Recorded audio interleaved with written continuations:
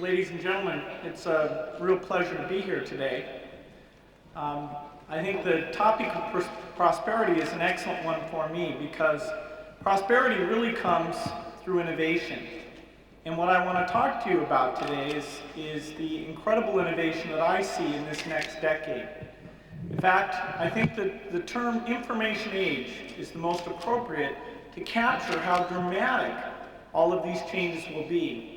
The information age will really take place within this next decade, and it will transform the economy as much as the industrial age.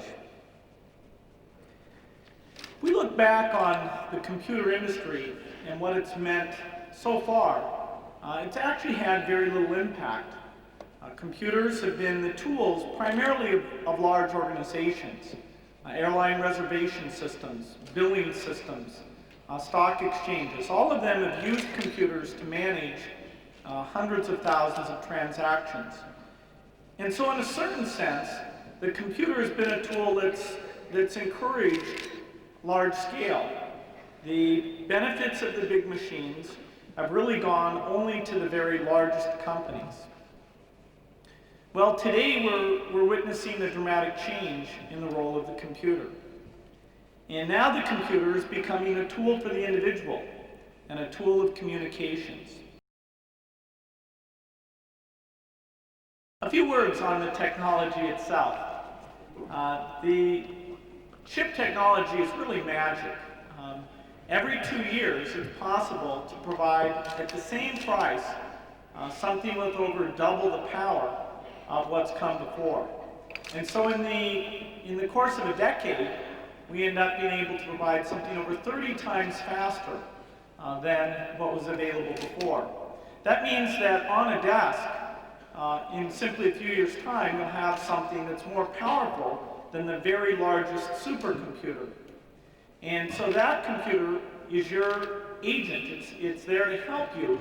And in the information age, what that means, it's there to help you find information. It's there to help you filter through all the data that's there electronically. Now, what is it about the computer that is going to create such an impact? Well, to me, of course, capitalism is the greatest invention of economic organization. And what defines the friction within capitalistic markets? Well, it's finding out who has goods on offer. It's finding out previous experiences people have had with suppliers. It's communicating across the organization.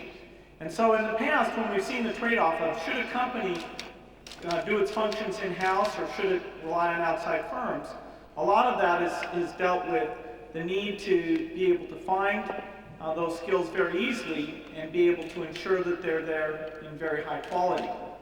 Well, as we move to electronic information markets, as all the data about what consultants are there or what's going on with customers, as the ability to communicate on a worldwide basis gets less and less expensive, we'll find that the very nature of industrial organization will change.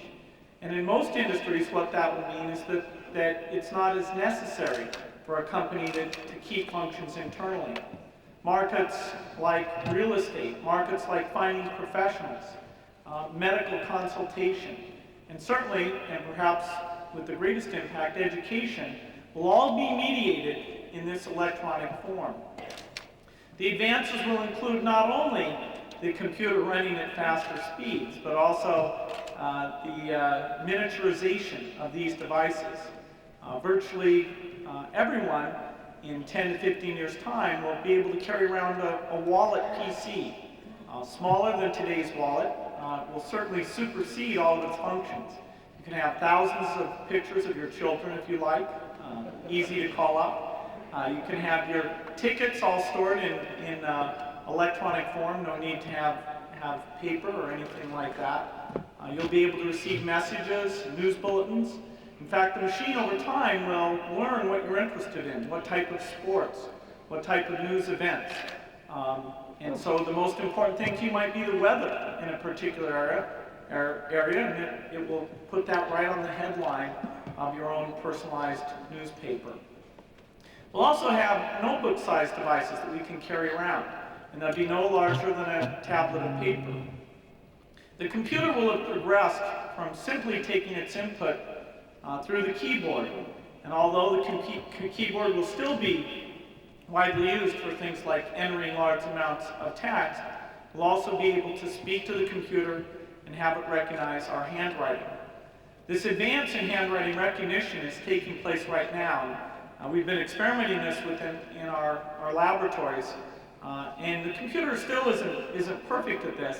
In fact, my handwriting's very poor, and it's been interesting to see how I've been forced to improve in order to get the computer to recognize what I write. Perhaps the same thing will happen with speech, and we'll have more homogenization of speaking techniques.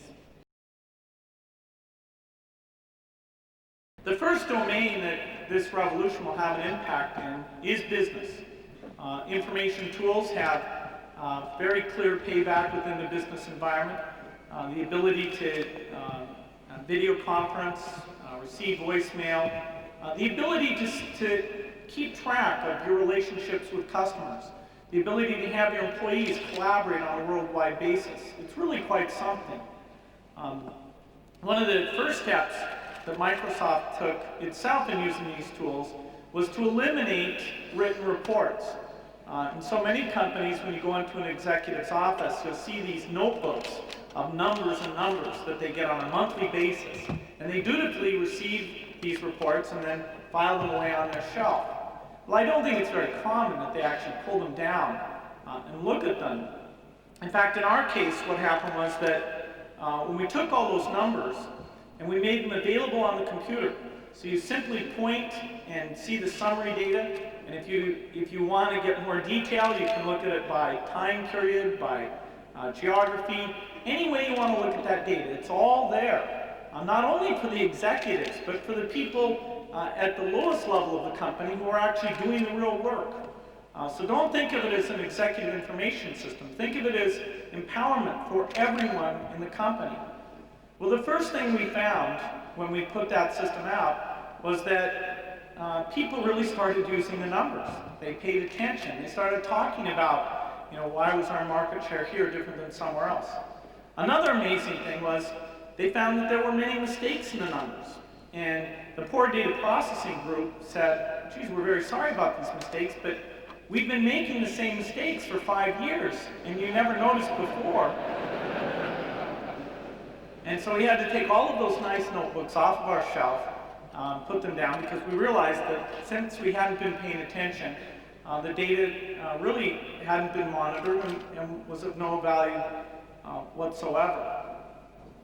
Well, the changes that will be brought by these advances in technology are very hard to predict. As is typical when we get into new technology, the first thing we do is simply do the old things we did before and do them at a lower price. And then it's only after we've gotten used to the technology that we start to really recognize its true potential and do new things. We've seen this before. When TV became popular, everyone thought of it as sort of an enhanced radio experience, and so they come onto the screen in a very stone-faced way and read the same sorts of things they had done in the radio environment. And it was several decades before the full power of that medium was exploited.